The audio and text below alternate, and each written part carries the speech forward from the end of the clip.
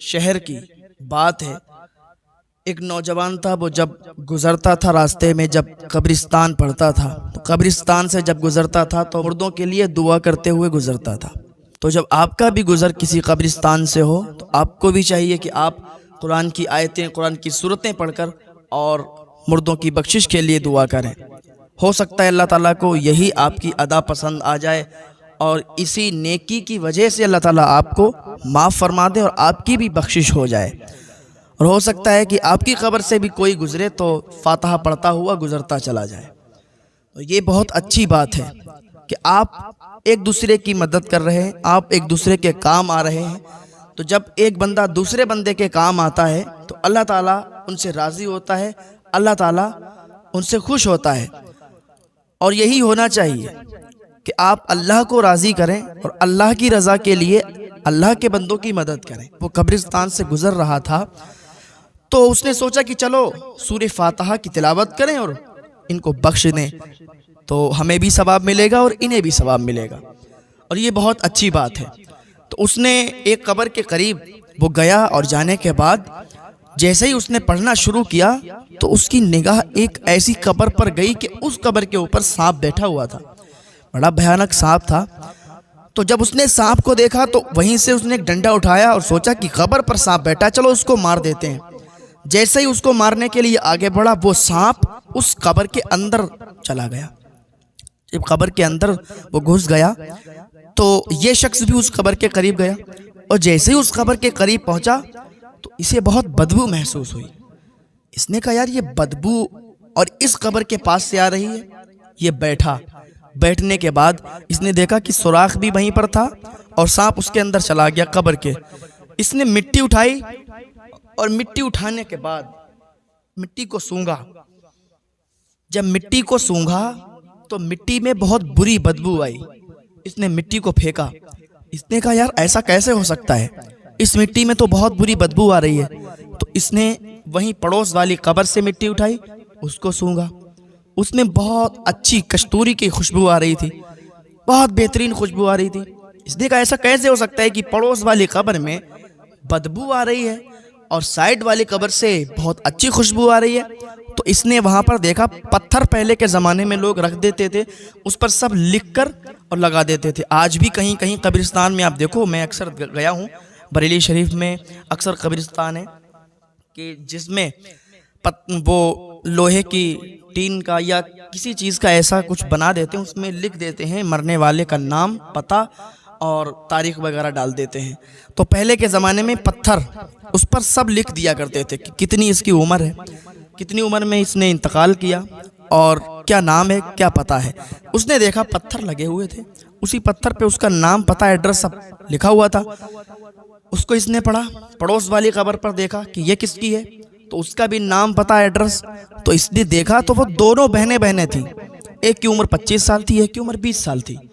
اب اس نے سوچا کہ چلو اس کی کہانی کیا ہے، اس کے پیچھے کا ریزن کیا ہے، کہانی کیا ہے، معلوم کرنے کے لیے ان کے گھر چلنا پڑے گا۔ وہ چل دیا، چلتے چلتے انہی دو لڑکیوں کا گاؤں آ گیا۔ اس کے اندر انہوں نے جب تلاش کیا تو وہ گھر آ گیا کہ لڑکیوں کا جو گھر تھا وہ گھر آ گیا۔ دروازہ کھٹکھٹایا، ٹوٹا پھوٹا گھر تھا، دروازہ کھٹکھٹایا، اندر سے ایک بوڑھی خاتون نکل کے آئی اور ان کے ساتھ کوئی نہیں رہتا تھا، وہ بوڑھی خاتون تھی۔ اس نے پوچھا اماں آپ ہی اس گھر کی مالکن ہو؟ کہا میں ہی ہوں، بتاؤ کیا بات ہے، کہاں سے آئے ہو؟ کہا اماں یہ بتاؤ وہ دونوں بیٹیاں آپ ہی کی ہیں؟ نام بتایا۔ کہا رہی یہ تو میری بیٹیاں ہیں لیکن ان کا تو انتقال ہو گیا، ان کے بارے میں اب آپ کیا پوچھ رہے ہو، کیوں پوچھ رہے ہو، اور کہاں سے آئے ہو آپ؟ تو اس نے پورا واقعہ بتایا کہ اماں ایسی بات ہے کہ ہم قبر کے پاس کھڑے ہو کے فاتحہ کی تلاوت کر رہے تھے، سورہ فاتحہ پڑھ رہے تھے، تو ہمیں ایک سانپ نظر آیا جو قبر کے اوپر بیٹھا ہوا تھا، ہم اس کے پیچھے بھاگے، وہ قبر کے اندر چلا گیا۔ میں نے قبر کی مٹی کو اٹھایا تو وہ بہت بدبو کر رہی تھی۔ اماں پڑوس والی قبر بہت خوشبودار تھی، اس کی مٹی بڑی خوشبو، اور وہ دونوں آپ ہی کی بیٹیاں ہیں، ایک کی عمر 25 سال، ایک کی 20 سال، تو 20 سال والی لڑکی آپ کی، اس کی قبر سے بہت اچھی خوشبو آ رہی تھی، اور جو 25 سال والی لڑکی تھی اس کی قبر سے بہت بری بدبو آ رہی تھی اماں۔ تو کہا اچھا بیٹا اندر آؤ میں تمہیں بتاتی ہوں۔ کہا اماں مجھے بس یہ بتا دو یہ کہانی کیا ہے اس کے پیچھے؟ کہا سنو بیٹا بیٹھو. پانی لائی, پانی پلایا. کہا سنو میری 2 بیٹیاں تھیں اور دونوں بڑی پیاری تھیں. تو ایک دن کیا ہوا, میں اس والی کی کہانی پہلے آپ کو بتاتی ہوں جس کی قبر سے بدبو آ رہی تھی. کہا ایسا تھا کہ ہم اور ہماری وہ بیٹی, ہم ایک دور ایسا تھا ہم پہ کہ ہم بہت مالدار تھے, بہت زیادہ پیسے والے تھے. تو ہماری وہ بیٹی اور ہم لمبے سفر پر گئے. راستے میں جنگل بھی پڑے, سنسان جگہ, ریگستان بھی پڑے. تو ہمارے پاس پانی وغیرہ کافی تھا, کھانا بھی ہم نے رکھ لیا تھا, اتنا رکھ لیا تھا کہ اپنی منزل پر پہنچ جائیں اور کھانا ختم نہ ہو, پانی ختم نہ ہو. تو جب راستے میں چلے ایک جنگل پڑا, اور جنگل سے جیسے ہی باہر نکلے تو بالکل سنسان جگہ تھی, دھوپ بہت تیزی کے ساتھ تھی. تو 2 باپ بیٹے, ایک آدمی تھا اور اس کا بیٹا ایک, وہ راستے پر تڑپ رہے تھے, لیٹے ہوئے تھے, اور بیٹا بہت تیزی کے ساتھ رو رہا تھا اور اس کا باپ, اس کی آنکھوں میں آنسو تھے اور وہ کمزوری سے کراہ رہے تھے. تو جیسے ہی ہماری سواری ان کے قریب پہنچی تو وہ راستے میں تھے, تو ہماری بیٹی جو تھی وہ راستے میں, اب ان کو دیکھا تو سواری سے اتری اور ان کے پاس گئی. کہا ایسا ہے کہ آپ لوگ یہاں لیٹے کیوں ہو, راستہ روکے ہوئے ہو, راہگیروں کو پریشان کر رہے ہو, آپ مسافروں کو پریشان کر رہے ہو.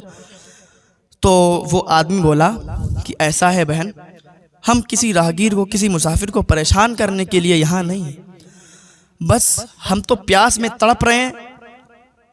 ہمیں چلو پیاس لگی ہے کوئی بات نہیں, ہم برداشت کر سکتے ہیں, لیکن یہ جو چھوٹا بیٹا ہے ہمارا, یہ بہت زیادہ پیاسا ہے اور اس کے بہت تیزی کے ساتھ اس کو بھوک لگی ہے, پیاس بھی لگی ہے. تو اللہ کے واسطے, اللہ کے لیے آپ تھوڑا سا پانی میرے بیٹے کو پلا دو. تھوڑا سا پانی اگر میرا بیٹا پی لے گا تو وہ ابھی رو رہا ہے, ابھی اس کو بھوک کی شدت ہے, پیاس کی شدت ہے, جیسے اس کے حلق میں پانی جائے گا تو اس کی جان بچ جائے گی, اور پھر میں یہاں سے اس کو لے کر چلا جاؤں گا, کیونکہ پتہ نہیں ابھی کتنا لمبا سفر ہے. تھوڑا سا پانی مجھے دے دو اور تھوڑا سا پانی میرے بیٹے کو دے دو. اور تمہارے پاس پانی کی کمی نہیں ہے, لیکن ہم پیاسے تڑپ رہے ہیں, اگر میری اتنی آپ ہیلپ, مدد کر دیں تو اللہ کی بارگاہ میں ہم آپ کے لیے بہت دعائیں کریں گے. اس لڑکی نے کہا, وہ بوڑھی کہنے لگی میری بیٹی نے اس کو دھکا دیا اور اس کے بیٹے کو سائڈ کیا اور سواری پر بیٹھی اور آگے بڑھ گئی. میں نے اس کو لاکھ کوشش کی منانے کی, بیٹی تڑپ رہے ہیں, ان کو پیاس لگی ہے. اور اللہ تعالیٰ اس بندے کو بہت زیادہ پسند کرتا ہے, یہ جو اللہ کے بندوں کی مدد کرتا ہے. اور اس ٹائم یہ پیاسے ہیں بیچارے, تڑپ رہے ہیں, مر جائیں گے, ان کو پانی دے دو. میری بیٹی نے میری بات نہیں مانی اور چل دی, کہا نہیں دیں گے, کیونکہ اس کو پیسوں کا گھمنڈ تھا, تکبر تھا بہت زیادہ. اس نے پانی نہیں دیا. ہم اپنی منزل پر پہنچ گئے, یہاں تک کہ جب واپس آئے تو کیا دیکھا, وہ دونوں باپ بیٹے مر گئے تھے, مر چکے تھے, کیونکہ ادھر سے جب ہم جا رہے تھے وہ تڑپ رہے تھے. اگر 2 گھونٹ ان کو پانی مل جاتا تو ان کی زندگی بچ جاتی. میری بیٹی نے ان کو مار دیا, میری بیٹی نے ان کو پانی نہیں دیا. لیکن میری بیٹی تو اتنی منحوس تھی کہ اس کی وجہ سے وہ دونوں باپ بیٹے مر گئے, لیکن اس کو کوئی پچھتاوا نہیں ہوا, کوئی پچھتاوا نہیں ہوا, بلکہ اور خوش ہو گئی کہ دیکھو میرے پیسے اور میری دولت اور میرا پانی میں نے اس کو نہیں دیا, اس کی ڈیتھ ہو گئی, مر گئے دونوں. اگر ہم ان کو پانی دیتے تھے تو ان کی جان بچ جاتی. بڑا فخر سے کہہ رہی تھی, بڑی خوش تھی, بیٹا مجھے لگتا ہے کہ یہ اسی وجہ سے اس کی قبر بدبودار ہے, اس کی قبر میں عذاب ہو رہا ہے, اور اس کا سود کا کام تھا, سود کھاتی تھی, حرام کمائی کماتی تھی, اور غریبوں پر بڑا اتیاچار کرتی تھی. میرے بھائیوں, اگر آپ کے دروازے پر کوئی غریب سوال آ کے کرے تو اس کو تھوڑا بہت آٹا چاول یا تھوڑے بہت پیسے دینے سے انکار مت کرنا. یہ مت کہنا کہ میرے گھر نہیں ہے. ہو سکتا ہے کہ اللہ تعالیٰ نے آپ کا امتحان لینے کے لیے اپنے کسی فرشتے کو بھیجا ہے. ہو سکتا ہے اللہ تعالیٰ کون سی آزمائش میں آپ کو ڈال رہا ہے اور آپ کا امتحان لے رہا ہے.